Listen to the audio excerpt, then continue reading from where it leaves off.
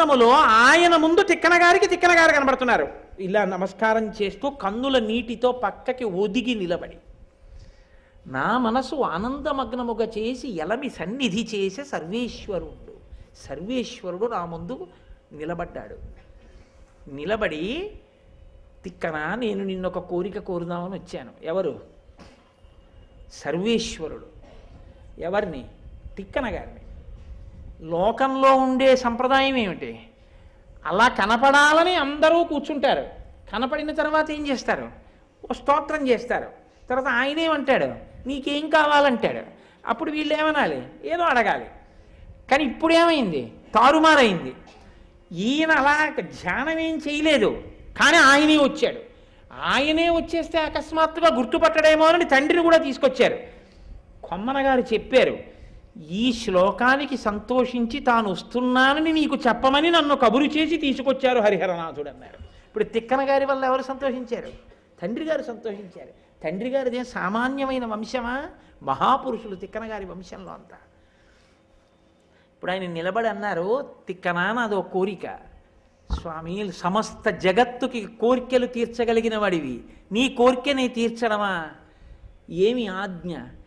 మీకు నేను ఏదైనా చెయ్యడం అంటే మీరు నన్ను పనిముట్టుగా వాడుకుని నా చేత చేయించుకుని నాకు ధన్యతనివ్వడం, ఇది నేర్చుకోవలసింది.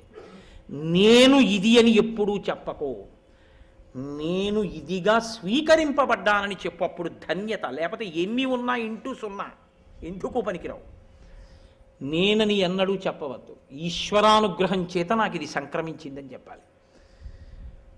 హనుమని కౌగలించుకుని శ్రీరామాయణంలో నీకు నేనే ఉపకారం చేయగలను, మదంగే జీర్ణతాం యాతు ఎత్తయోపకృతం కపీహి నరహ ప్రత్యుపకారాణం అపత్సాయ అతిపాత్రతాం. నేను నీకేం ప్రత్యుపకారం చేయగలనని రాముడంటే, నా చేత మీరు సేవ చేయించుకోవడమే నాకు ఉపకారం అన్నారు హనుమ.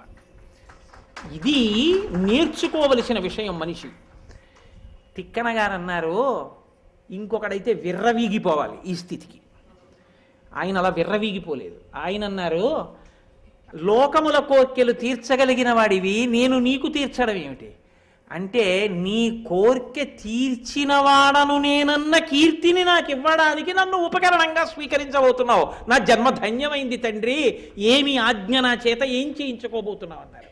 ఇది వినయం అంటే. హరిహరనాథుడు అన్నాడు, మహాభారతం మిగిలినటువంటి పర్వములన్నీ ఆంధ్రీకరించి నాకు అంకితం ఇస్తావా అని అడిగాడు.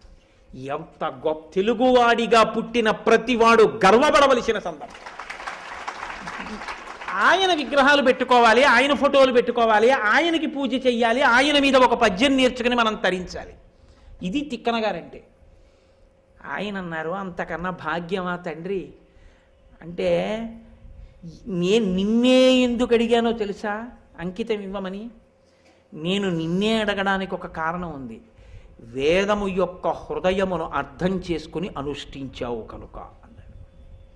వేదము యొక్క హృదయము శివకేశవులని ఇద్దరు లేరు, ఉన్నదొక్కటే పదార్థం. అందుకే వేదో నిత్యమధీయతాం తదుదితం కర్మస్వనుష్ఠీయతాం అంటారు శంకర భగవత్పాదులు. వేదము యొక్క హృదయాన్ని అర్థం చేసుకుని అనుష్ఠాన పర్యంతంలోకి తెచ్చుకో. కాబట్టి శివకేశవ భేదం లేకుండా నువ్వు పరతత్వాన్ని అర్థం చేసుకుని అనుష్ఠాన పర్యంతంలోకి తెచ్చుకున్నావు. అందుకే నీ ప్రవర్తన చేత, నీ అనుష్ఠానం చేత నేను తృప్తి పొందాను. తిక్కన, నీకు నేను అనుగ్రహిస్తున్నాను, మహాభారతాన్నంతటినీ ఆంధ్రీకరించి నాకు అంకితం ఇయ్యన్నారు. అంతకన్నా ఆనందమా తండ్రి? తప్పకుండా మీకు అంకితం ఇస్తానన్నారు. ఇప్పుడు చెప్పండి, మహాభారతాన్ని ఆంధ్రీకరించి అంకితం ఇవ్వాలి అంటే అరణ్య పర్వంలో శేషాన్ని కానీ తిక్కన గారు పూర్తి చేస్తే, అంతకు ముందు ఉన్న భాగం నరుడికి అంకితమైంది నన్నయ్య గారి వల్ల.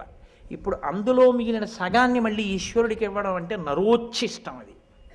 అందుకని తిక్కన గారు విరాట పర్వం దగ్గరికి వెళ్ళారు. అందులో సందేహం ఏం లేదు. కాబట్టి విరాట పర్వం నుంచి ప్రారంభం చేసి 18వ పర్వం వరకు పూర్తి చేశారు. దీన్ని హరిహరనాథుడికి అంకితం చేశారు. అంతటి మహానుభావుడు ఆయన ఆ విరాట పర్వాన్ని ప్రారంభం చేస్తూ పరమ మంగళప్రదంగా అందులో పాత్రలని పరిచయం చేస్తూ రేపటి రోజున మహాభారతంలో విరాట పర్వంలో ఇంకా అక్కడి నుంచి అంటే అరణ్యవాసం పూర్తయి అజ్ఞాతవాసంలోకి పంచపాండవులు ద్రౌపదీ సహితంగా ప్రవేశిస్తూ ఉంటారు.